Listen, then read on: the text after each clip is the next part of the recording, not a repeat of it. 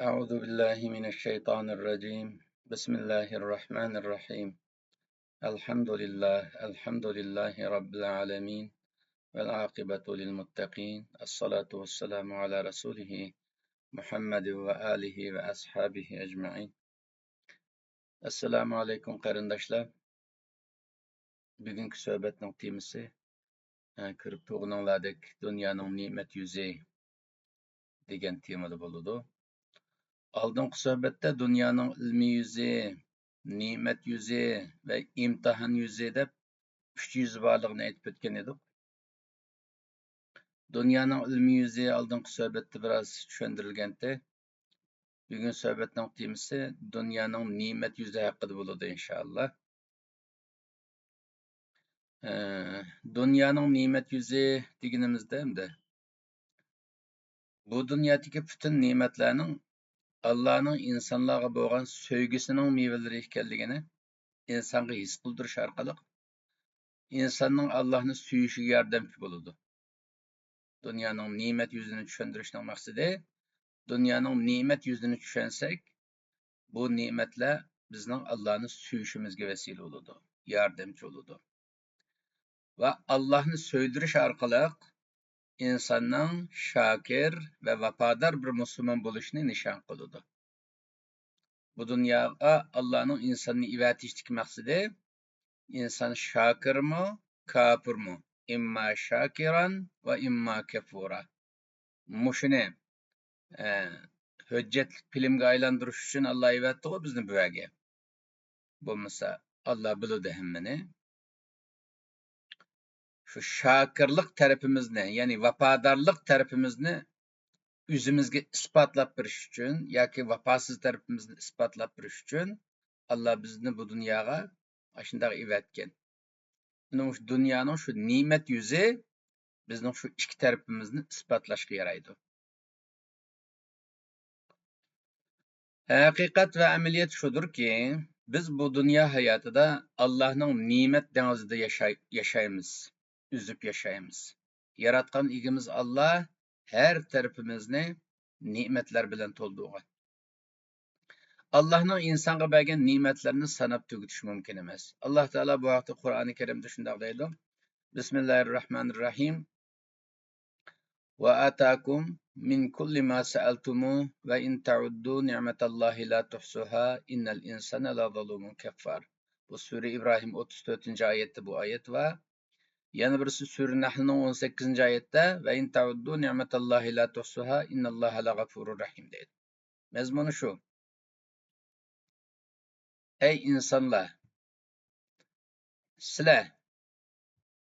sizlarga Alloh nimaga ehtiyojinglar bo'lsa, shu ehtiyojinglar bo'lgan hamma turdagi ne'matdan berdi. Voy falon narsa bo'lsa bo'libdi, menga ehtiyojimiz bordi deydigan har qanday ne'matni Alloh sizlarga berdi. Agar Allohning ne'matini sanashga tirishsanglar, hargiz sanab bo'lolmaysizlar. Asli sanashinglar kerak. Alloh ne'matni bergandikan, sanab Alloh bizga bu qadar ne'mat beribdi deb sanab chiqishinglar kerak. Sanab chiqish uchun dunyoning har yerini tadqiqot qilishga to'g'ri keladi. Statistika orqali her yerni tadqiqot qilishga to'g'ri keladi, tadqiqot elib berishga to'g'ri keladi. Biz shu dunyoni tekshirmaganligimiz uchun, tadqiqot elib bormaganligimiz uchun, natijada Allohning ne'matlarini taniyolmaganligimiz uchun Alloh bizni tanqid qilyotdi. Innal insana la zalumun kaffar deydi. Inson haqiqatan tuzkor, beklam o'ziga zulm qiladigan maxluq. Uni men bilaman. Sizlarning bunda tadqiqot qilmasligingizning xarakter shu o'zingizga zulm qiladigan tuzkor bo'lganligingiz uchun xarakteringizda mahiyatingiz shu xususiyat bo'lg'achqa shunday qilyapsizlar. Normalda bir vafodor bir inson bunda qilmasligi kerak, tekshirish kerak, Allohning ne'matlarini tunib yetishinglar kerak deydi. Ikkinchi oyatdami Allohning ne'matlarini sanayman desanglar, sanab bo'lolmaysizlar.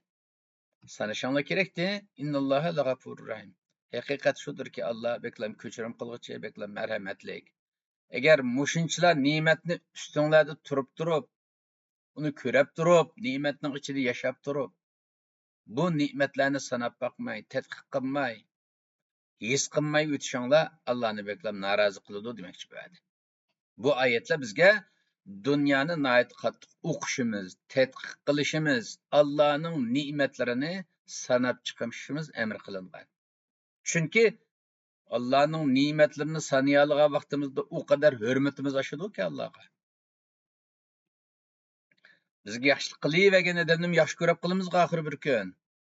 Shunga o'xshagan Allohning ne'matlarini tunib yetarligan, sanab chiqargan odam Allohga oshiq bo'lmaslikdan boshqa chora yo'q. Ya'ni Allohga %100 oshiq bo'ladi bu ne'matlarni sanab chiqargan odam. Oshiq bo'lishdan boshqa chora yo'q. Yana bu dunyodagi hamma narsa inson uchun ne'matdir qarindoshlar. Bu dunyodagi har narsa inson uchun yaratilgan va har ne'mat insonning manfaatlanishiga uyg'un holda sunilgan. Allah Teala bu haqda Kur'an-ı Kerim'in yanımında deydi. Bismillahirrahmanirrahim. Huvallazi halaka lekum ma fil ardi jami'an summa istava ila semai fesavvahunna seb'a semavat ve huve bikulli şeyin alim. Sure Bakara 29. ayet şunda dedi. Ey insanlar, Allah şundaq bir zat ki, Allah sizler için şundaq bir zat ki, yeryüzüde nima bo'lsa hammani sizlarni deb yaratdi. Sizlar uchun yaratdi, sizlarning foydalanishinglar uchun yaratdi deydi. Agar bu oyatning mazmuni bo'yicha amal qiladigan bo'lib qolsak, qarindoshlar, kasal bo'lib qolsak, har qanday kasalimizga mushu bizning Allohning yaratib qo'ygan mushu organik mushu dunyodan har qanday kasalga shifo topiladi degan mazmun chiqadi. Har qanday dardimizga darmon topiladi, har qanday ehtiyojimiz mushu dunyo orqali ado bo'ladi degan gap chiqadi. Allah bu dunyodagi hamma narsani sizga yaratib qo'yib, sizlar uchun yaratib qo'yib, tummastava ila sama. Ondan keyin Allah o'zining saltanatining ustida saltanatni davom qilishga boshladi. Fasavvahunna sab'a samavat. Allah saltanat doirasini 7 qat osmon qilib yaratib hammasini fasavvahunna degan tangpo'nglik ichida yaratdi. 7 qat osmonni tangpo'nglashtirdi. Tangpo'nglik sistema ichida yaratdi. Nima uchun Allah bundoq deydi? Yani biz tekshirishga to'g'ri kelsa, butun yer yuzini tekshirishimiz lozim, butun 7 qat osmonni tekshirishimiz lozim. Bu cheksiz ketgan bu osmonlar orasidagi bu galaksiyalar orasidagi bu tangpo'nglikni tepishib chiqib, Allohning qudratini tunib yetishimiz lozim. Allohning ilmini tunib yetishimiz lozim. Allohning hikmatini, Allohning usta ekanligini, hamma qobiliyatning Allohda boy ekanligini tunib yetishimiz lozim. Hammadan muhimi bu sistemlarni va bu sistemlar orasidagi tangpo'ngliklarni bizning manfaatimizga uyg'un qilib yaratganligini tunib chiqishimiz lozim. Dunyoni tushunishga tirishsak, hozir mingimiz portlab ketgandek darajada cho'ng dunyo. Milliard nur yilidan bahs etiladi hozir ilm-fanda. Dunyoning cho'ngligi, bu koinotning cho'ngligi. U cho'ng koinot ichida biz digital halqa, qumdanisichilikmi emas, shunday kichik qolamiz. Ashunchalar yo'g'on olamni qumdanisichilik kichik inson uchun yaratganligi nimani bildirdi? Allohning insonni naqadar suydiganligini. Koinot markazida insonning borlig'ini tushundirdi. Bu qadar yo'g'on bir qudrat, bu qadar yo'g'on bir kuchning bizda kichik bir insonni suyishi, biz uchun mushunchalar olamni yaratib etishi Allohni so'ydirmasmi? Albatta so'ydirdi, albatta Allohga oshiq qiladi. Allohning ilmini, marhamatini tushunamiz qarindoshlar. Allah bu oyatda buni demoqchi. Yana bir oyatda alam tara annalloha sakhara lakum ma fis samawati va ma fil ardi va asbagha alaykum ni'amahu zahiratan va batina. Sura Luqman 20. oyatda. Qaramamsizlar. İnsanlar qaramamsizlar. Allah osmonlarda nima bo'lgan bo'lsa, qanday jism, qanday modda bo'lgan bo'lsa va zaminda nima bo'lgan bo'lsa, hammasini sizlarga musaxxar qildi. Sizlarga bo'ysunadigan, sizlar uchun ishlaydigan qilib berdi. Va sizlarga butun ne'matlarini, zahiri, botini, ichki, tashqi, ruhiy, jismoniy hamma ne'matlarni mukammal qilib berdi. Keng ketgan olamni tunisin, foydalansin deb. Ammo Alloh shunchalar yaxshilikni qilyotsa, insonlarning ichidan shundoq tuzkur insonlar borki, Alloh haqida jidal qilishga tushadi. Alloh yo'q, bor, u bu degandek. Bu maxluqlarning ilmi tahi yo'q, bilimi tahi yo'q bu haqda. Hidoyat ustida emas, hech qanday bu bir yo'ritqich kitobimi yo'q. Yo'ritqichi kitobimi yo'q. O'zini taqpalaniyadagi professor yozgan, doktor yozgan, u bu kitob deb kitobdan qiladi, ammo qo'lida hech qanday bir ilohiy kitobi yo'q. Bu koinotni Alloh yaratgandikin, Allohning tunishtirishsiz o'qish insonni ilmsiz, hidoyatsiz ko'r holatga kelib qo'ydi deydi. Bu oyat Sura Jasiyaning 13-oyatidan baqarindoshlar shu mazmundagi oyatlar. Demak, Alloh taolo bu sansizlagan ne'matlar orqali insonning hayotini qulaylashtirishni xohlagan. Kichikgina insonga bu qadar ne'matni nima uchun berdi? İnsanның hayotini qulaylashtirishni xohlagan. İnsanның bu dunyodagi imtihonini qulaylashtirishni xohlagan. Biz bu dunyoga imtihon uchun keldik. İnsanның bu dunyodagi imtihondan qulay o'tib, oxiratdagi abadiy hayotida, oxirat degan qarindoshlar, imtihondan keyingi haqiqiy abadiy hayotning ismi.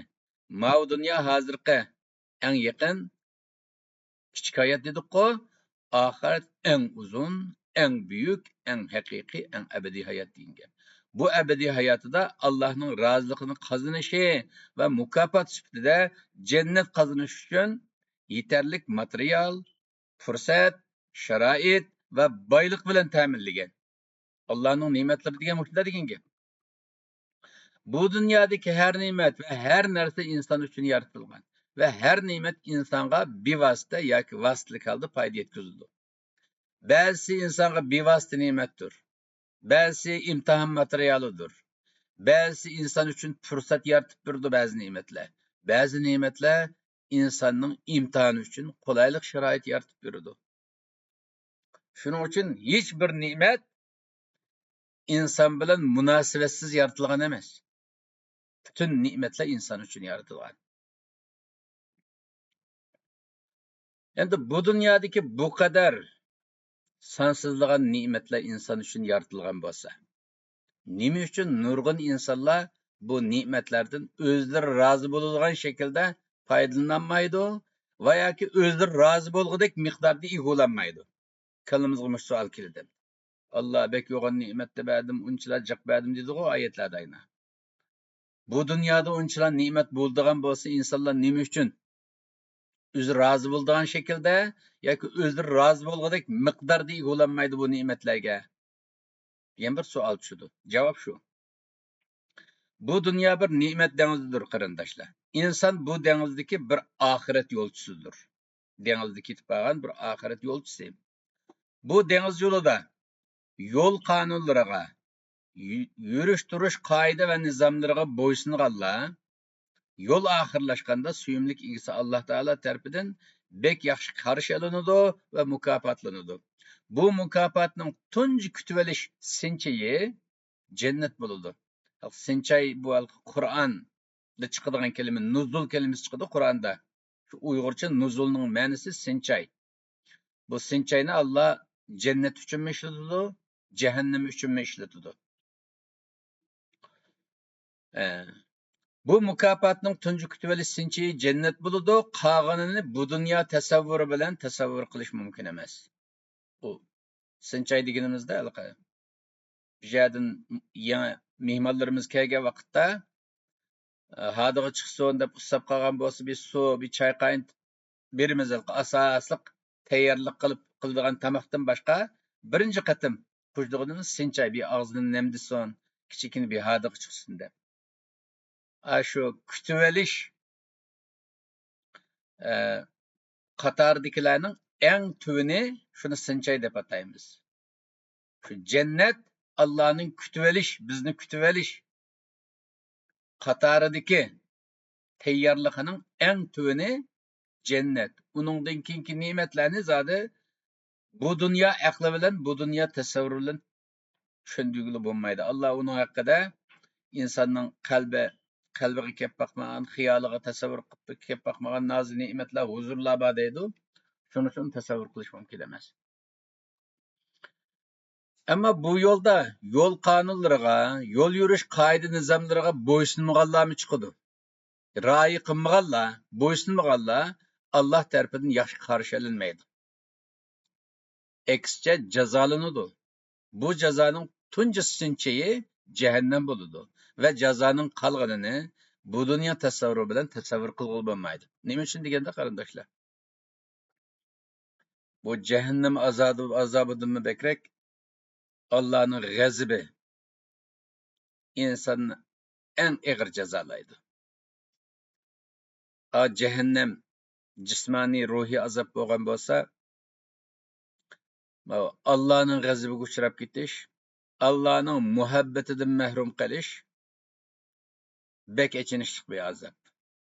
Buni bu aşk məşğulab baqqanlar, ishqi muhabbatning dardini tatib baqqanlar tushunadi. O'zining söygününü o'z qo'li bilan o'ltirib qo'yash yoki bo'lmasa yo'g'on bir xatoligi bilan o'zining xatoligidan ayrilib qolish tayoq yegandan bekrak azob beradigan narsa bu. Shuning uchun Allohdan ayrilib qolishdan yo'g'on jazo bo'lmaydi inson uchun dunyo va oxiratda. Shuning uchun deyilyapti bu gap. Ya'ni biz bu dunyoda ne'mat dengizda üzübatsaqmı, bu ne'matlar oxiratlik baxt saodatimizni qozonish uchun berilgan bek qimmat sarmoya bo'lg'achqa.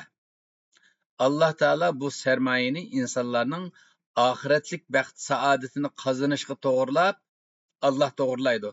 Oxiratlik baxt saodatini qozonishga to'g'rilab, har insonga eng uyg'un va eng to'g'ri bo'lgan miqdorda taqsim qilgan.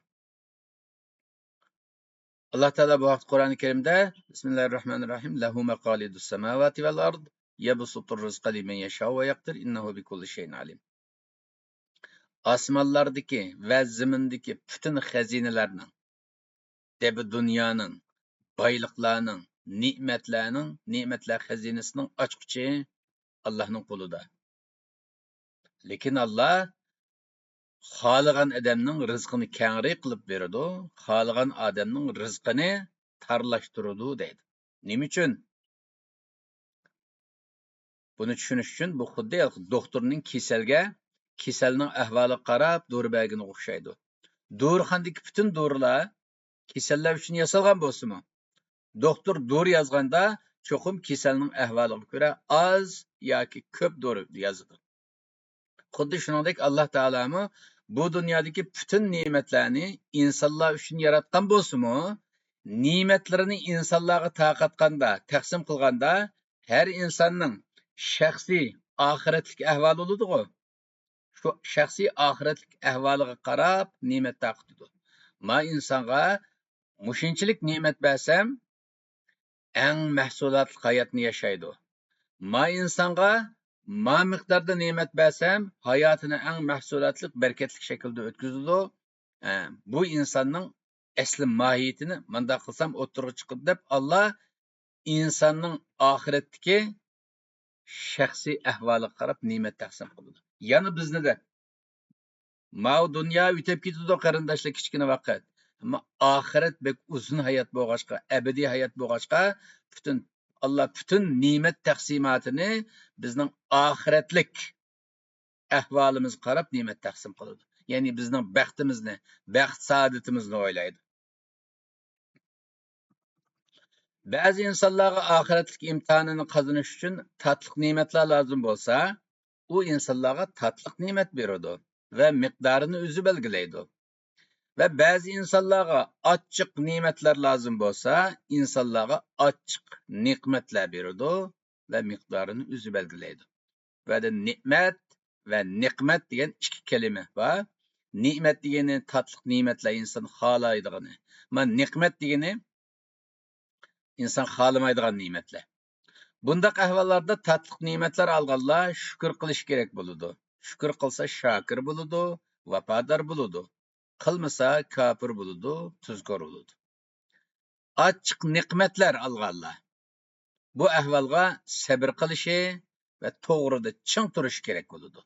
Sabr qilsa va to'g'ri yo'lda ching tursa sabr bo'ladi, sabr qilmasa yana kafir bo'ladi, tuzkor bo'ladi. Chunki tatliq ne'matlarmi va achchiq ne'matlarmi Allohning loyihalishi bilan insonning oxiratlik baxt saodatini ko'zlab beriladi. Va Allohning loyihasi va plani har zaman insonning abadiy manfaati uchundir, qarindoshlar. Allah hech kimga zulm qilmaydi. Allohning har ne'mati nima bo'lishidan qat'iy nazar, qandoq bo'lishidan qat'iy nazar, ya Allohning marhamatidir yoki adolatidir. Ya'ni Alloh taolo ba'zi insonlarga ne'matlarni rizq sifatida ko'p beradi va ba'zi insonlarga oz beradi. Ba'zi insonlarning rizqini keng qiladi, ba'zi insonlarning rizqini tar qiladi. İnsanның rizqining ko'p bo'lishi, boy bo'lishi u kishining yaxshi kishi ekanligining dalili bo'lmaganidek, insonning rizqining oz bo'lishi yoki kambag'al bo'lishimi u kishining yomon kishi ekanligining dalili bo'lolmaydi. Faqat Alloh taolo ne'matlarini va rizqini insonlarning haqiqiy mohiyatini o'ttirg'a chiqarish uchun taqsim qiladi. Allah Teala her insanın rızkını şu insanın asli mahiyetini o'ttirg'a chiqarish uchunla alohida loyihalaydi.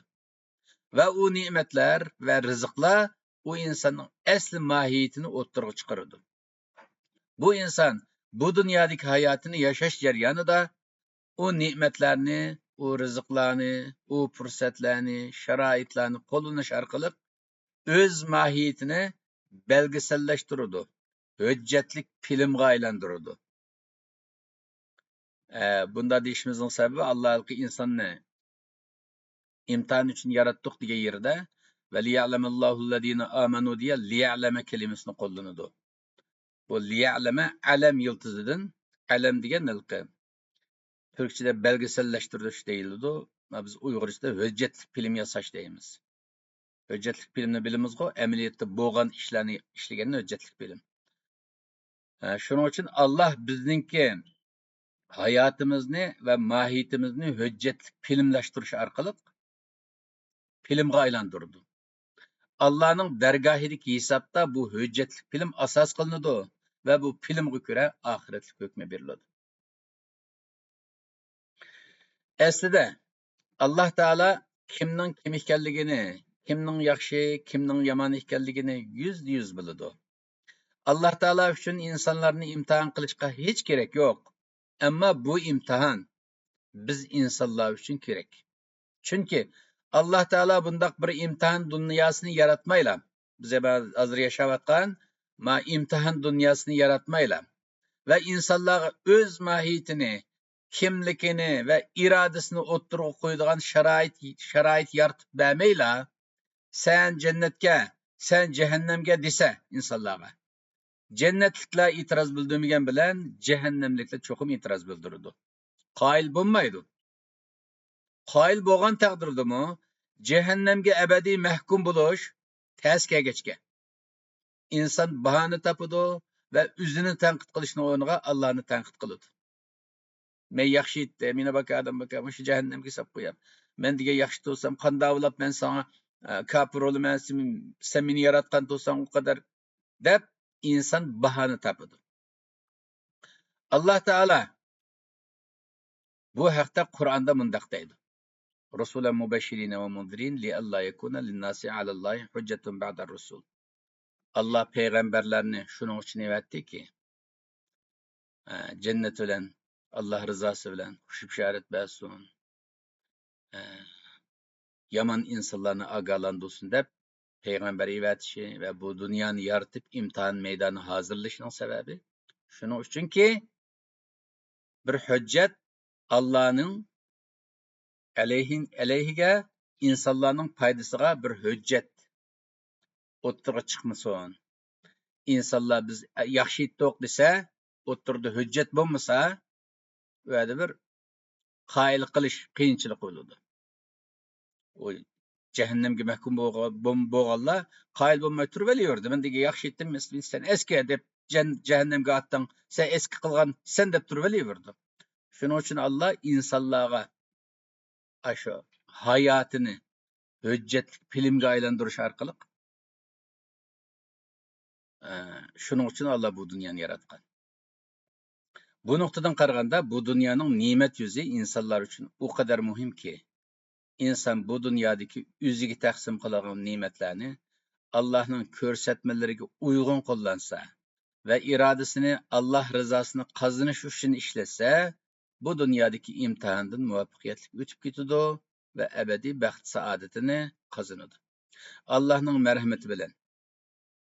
Agar inson bu dunyodagi ne'matlarni, rizqlarni, sharoitlarni nafsoniy havaslar uchun qo'llansa, shaytoniy ezitqilar uchun qo'llansa, ozdirmalar uchun qo'llansa va Alloh taoloni ko'rmasga solsa, bu inson bu dunyodagi imtihondan o'tolmaydi, abadiy baxt saodatini vayron qiladi va Allohning adolati bilan jahannamga mahkum bo'ladi.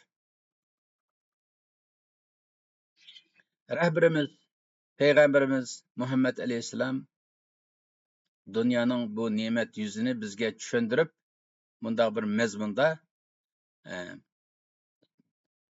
so'zlaydi.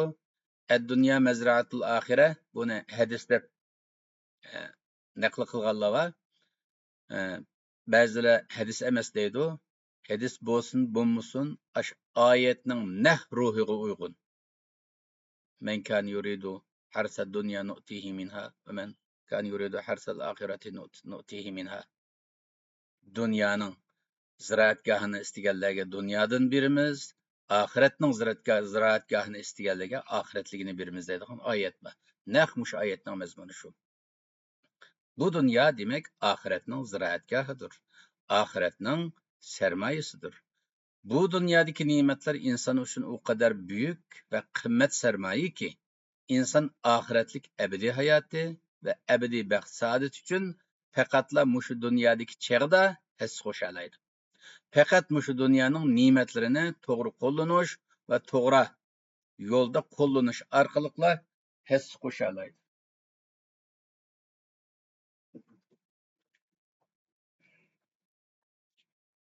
Qarindoshlar, kompyuterning tugidi deb chiqyotdi. Nima qildilar vaqtchi?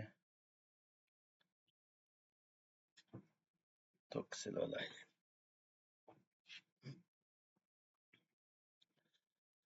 Bu dunyoning ne'matlari deganimizda buning ichiga ömrimiz kiradi, hayotimiz, vaqtimiz, boyligimiz, moddiy va ma'naviy kuchimiz, obro'yimiz, qo'limizda bor kuchimiz, nufuzimiz, ilmimiz qatorliq hamma ne'matlar va hamma sharoitlar ko'zda tutiladi.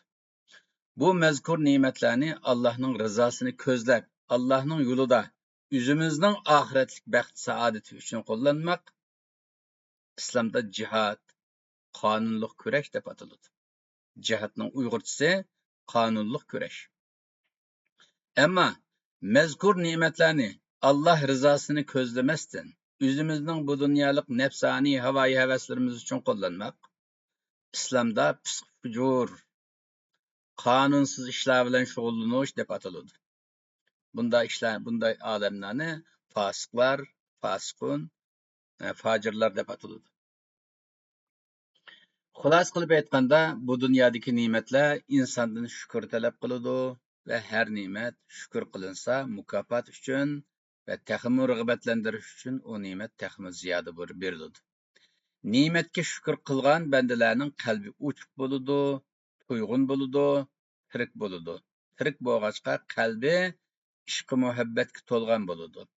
Undaq kishilarning qalbida Alloh muhabbati, payg'ambar muhabbati, haqiqat muhabbati, vatan millat muhabbati, xalq muhabbati qatorliq oliy janob kishilarda bo'ladigan muhabbat turlarining hammasi bo'ladi.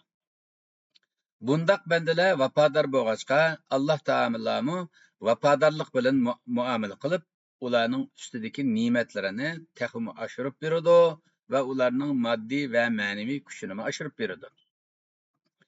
Agar u ne'matlarga shukr qilinmasa va qadri bilinmasa, u ne'mat tatib olinadi va uning o'rniga adablash va ogohlantirish uchun ne'mat beriladi.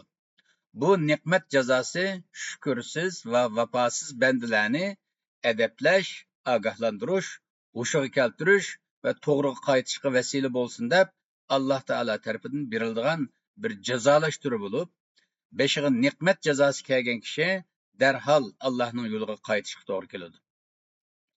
U kishi vaqtida tövbe qilsa va to'g'riga qaytsa, Alloh taolo u kishini darhol kechirim qiladi va bu ne'matni yana ne'matga aylantiradi. Agar u banda to'g'ri yo'lga qaytmasa, Alloh taolo u ne'matni tadrijiy oshiradi va u insonning to'g'ri yo'lga qaytishini kutadi. Agar u inson ozg'unlikda davom qilsa, tövbe qilmasa, tövbe qilish fursatlarini qochiraversa, natijada gunohlarining asiriga aylanib ketsa, tövbe qilish qobiliyatini tamoman yo'qotib, to'g'riga qaytish ehtimolligi tamoman yo'qolsa, Alloh taolo u kishining qalbini muhrlaydi. Qalbiga shaqiy degan tamg'ini bosib o'tadi. Natijada bunday kishilar bu dunyoning butun ne'matlarini o'z nafsining nafsoniy havoyi havaslari uchun qo'llanadi. Bunday kishilarning qalbiga Alloh rizosi, vatan, xalq, millat qatorliq dardlar kiribmi boqmaydi. Bular o'lgan ruhlarini yudib yurgan insonsimon murdalardir. Bundaq insonlar bir millat ko'payib ketsa, bundaq insonsimon murdalar bir millatni ko'payib ketsa, u millat o'lim girdobiga berib qolgan bo'ladi. Bundaq ahvolda har bir musulmon o'zini Allohning g'azabidan va jahannamdan qutqizishi kerak bo'ladi. Alloh taolo Qur'oni Karimda Bismillahirrohmanirrohim va laqad ji'tumuna furada kama xalaqnakum avvala marra va taraktum ma xavvalnakum wara'a zuhurikum ila oxiril oya. Sura An'am 94-oyat shunday deydi. Hisob oladigan chaqda insonlarga Alloh shunday deb qoladi. Ey insonlar, sizlar bizning oldimizga birdan keldinglar, yolg'iz keldinglar. Biz sizlarni yaratgandeklar. Yaratgan vaqtimizda yolg'iz yaratdik ya. Dunyoga yolg'iz tug'ildinglar. O'ladigan chaqdasida yolg'iz o'ldinglar. Bu nima uchun? Bu nimaning ishorati? Sizning birlam vazifangiz va o'zingizni qutqizish. Dunyoga kelishdagi vazifangiz o'zingizni qutqizishdir. Endi hisob beradigan vaqti keldi. Va taraktum ma xavvalnakum wa ra'a zuhurikum, sizga bergan ne'matlarning hammasi aqlingizda qoldi, dunyoda qoldi. Endi bu yerda shu ne'matlarni to'g'ri qo'llandingizmi, xato qo'llandingizmi, shuning hisobini berasiz. degan oyat bor. Yana Sura Kahfning 48-oyatdami va uridu ala robbika saffa laqad ji'tumuna kama xalaqnakum avvala marra. O'xshash mazmunda. Biz shu boshda yaratgandek birdan keldinglar, endi hisobni beringlar deb hisob boshlandi oxiratda.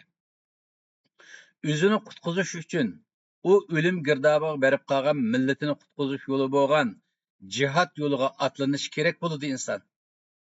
O'zini qutqizish uchun millatini qutqizish kerak bo'ladi. Yana bir deyli, o'zini qutqizish uchun bir inson u o'lim girdobiga berib qolgan millatini qutqizish yo'li bo'lgan jihad yo'liga atlanish kerak bo'ladi. Xususan millati va vatani ishg'ol ostida bo'lgan bo'lsa va bu millatning beshiga kelgan u ruhiy va jismoniy o'limlar bu ishg'oliyat tufaylidan bo'lgan bo'lsa, bundaq ahvolda bu millatning har bir a'zosiga, xususan o'zini musulmon deb hisobladigan har kishiga, er bo'lsin, ayol bo'lsin, jihad yo'liga kirishi farz bo'ladi. Jihad kalimasi bir islomiy atalg'udir qarindoshlar. Buni uyg'urchalashtirsak, har kishining o'z millati va o'z vatanini qutqizish uchun Alloh rizosini deb dushmanga qarshi kurash safiga atlanishi va mustaqillik harakati safidan o'ziga munosib bir o'rin olish kerak deganlik bo'ladi. Endi bu hukmni Sharqiy Turkiston xalqiga tatbiqlasak, bu hukmning uyg'urchasi shundoq degan bo'ladi. Har Sharqiy Turkiston xalqi, har vatandosh, har musulmon, er bo'lsin, ayol bo'lsin, Alloh rizosini qozonish uchun, shundoqla o'zini Allohning g'azabidan va jahannamdan qutqizish uchun birdan bir yo'l Sharqiy Turkiston mustaqillik harakatiga qatnashishi. O'ziga yarasha vazifa olishi shart. Buningdan boshqa yo'l yo'q, qarindoshlar. Bu haqqoniy bo'lgan o'zimizning yo'lini tashlab, o o'zimizning yo'li haqqoniy yo'lg'u. Bu o'zimizning haqqoniy yo'limiz bo'lgan, o'zimizning yo'lini tashlab qo'yib, boshqa ibodatlarni Allohning g'azabidan qutulishimizga yetarlik bo'ladi deb qarash o'zimizda aldiganlikdir. Masalan, Ramazonda jihodiy safga kirmaymiz. U maydonga kirmaymiz, vazifa olmaymiz. Ammo taravih o'qishlar bilan, duo qilishlar bilan boshqa ibodatlarni qutulishimga mushu kifoya qiladi deb qarash o'zimizda aldiganlikdir. Boshqalarni aldiganlikdir. Birinchi numurliq ulug' jihad va birinchi darajalik ta'xirsiz va jiddiy jihad Sharqiy Turkiston jihodi tursa, uni tashlab boshqa millatlar uchun qilgan urushlarmi biz uchun jihad hisoblanmaydi. Shuning uchun bu haqiqatni oldi bilan Sharqiy Turkiston ulamolari, Sharqiy Turkiston ziyolilari vaqtida tunib yetishi kerak. Undaq bo'lmaydi ekan, biz hammamiz Sharqiy Turkiston xalqi sifatida bu dunyoning ne'mat yuzini tunamagan va butun ne'matlarni xato qo'llangan bo'lamiz va oqibatimiz dunyo va oxiratda bekli xatarlik va achinishli bo'ladi. Alloh taolo hammamizni ne'matlarni to'g'ri yo'lga qo'llanib, Allohni rozi qila olgan va o'zini qutuldira olganlardan qilsin. Amin. Bugungi suhbat mishalchilik bo'lsin, qarindoshlar.